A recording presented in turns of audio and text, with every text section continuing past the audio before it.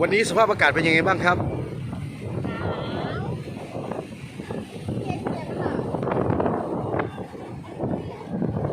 มื้อนี้มาให้ยังครับมื้อนี้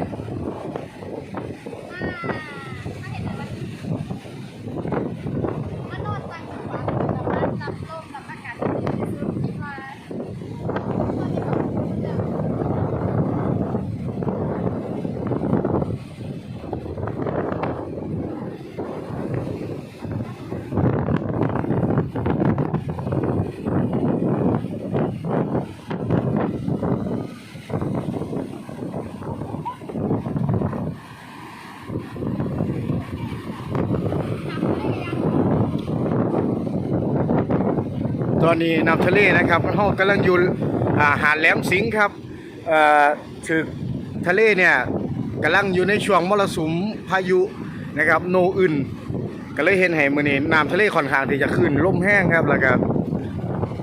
น้ำค่อนข้างที่จะสีดำคล้ำครับผมมื้อนี้วันที่19นะครับเนี่ยพายุกำลังเข้ามาเลยตอนนี้ฝนก็เพิ่งหยุดตกไปครับ